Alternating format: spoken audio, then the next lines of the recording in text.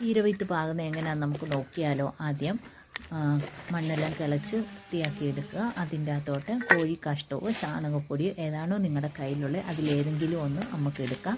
ഞാനിപ്പം ചാണകപ്പൊടിയാണ് ഇട്ട് കൊടുത്തത്. നല്ലതായിട്ട് മണ്ണുമായിട്ട് മിക്സ് ചെയ്തെടുത്തിട്ടുണ്ട്. ഇനി അതിൻ്റെ അകത്ത് കല്ലും കട്ടയൊക്കെ ഉണ്ടെങ്കിൽ ഒന്ന് വാരി മാറ്റി കളയാം. ഇനി നമുക്ക് ചീരവിത്തിൻ്റെ അകത്തോട്ട് ഞാൻ കുറച്ച് മഞ്ഞൾപ്പൊടി ഇട്ട് കൊടുത്തിട്ടുണ്ട്. ഉറുമ്പിൻ്റെ ശല്യം ഒഴിവാക്കാൻ വേണ്ടിയിട്ടാണ് അത് ചെയ്യുന്നത്. പിന്നെ റവ ഇട്ട് കൊടുത്തിട്ടുണ്ട്. അതെല്ലാം കൂടെ നമുക്കൊന്ന് മിക്സ് ചെയ്യാം. ഇതിൻ്റെ അകത്തോട്ട് കുറച്ച് മണൽപ്പൊടിയോ ചാണകപ്പൊടിയോ ഇടുവാണെങ്കിൽ അത് നല്ലതാണ്.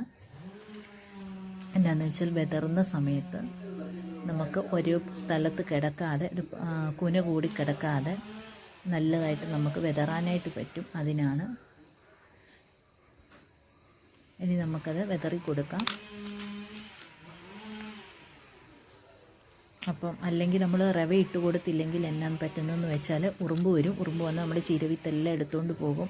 അപ്പോൾ റവയുള്ളപ്പോൾ റവയായിരിക്കും അത് തിന്നുന്നത്. അപ്പം നമുക്ക് ചീരവിത്ത് നമുക്ക് കിളുത്ത് കിട്ടും. അതിന് വേണ്ടിയിട്ടാണ് റവ ഇട്ട് കൊടുക്കുന്നത്. റവയില്ലെങ്കിൽ അരിപ്പൊടി ആണെങ്കിലും മതി. ഇനി നമുക്കിതെല്ലാം ഒന്ന് ഇളക്കി കൊടുക്കുക. എന്താണെന്ന് വെച്ചാൽ ഒരേ സ്ഥലത്ത് കിളുക്കാതിരിക്കാൻ വേണ്ടിയിട്ടാണ്. ഇനി നമുക്കിതിനെ ചെറുതായിട്ടൊന്ന് നനച്ച് കൊടുക്കാം. വെള്ളം കോരി ഒഴിക്കല്ലേ. ഒന്നെങ്കിൽ കൈകൊണ്ട് തളിച്ച് കൊടുക്കുക, അല്ലെങ്കിൽ ഒരു സ്പ്രേയർ ഉപയോഗിച്ച് സ്പ്രേ ചെയ്ത് കൊടുത്താൽ മതി.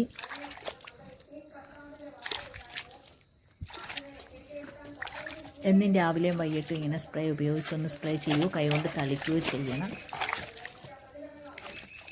ഇനി നമുക്ക് ഒരു പ്ലാസ്റ്റിക്കിൻ്റെ ഷീറ്റോ എന്തെങ്കിലും കൊണ്ട് നമുക്കിതൊന്ന് മൂടിയിടണം. അപ്പോൾ അതിൻ്റെ തീർപ്പം ചൂട് നിൽക്കുകയും അപ്പോൾ പെട്ടെന്ന് നമുക്ക് 2-3 ദിവസത്തിനുള്ളിൽ തന്നെ ചീരവിത്ത് കിളുത്ത് വരികയും ചെയ്യും.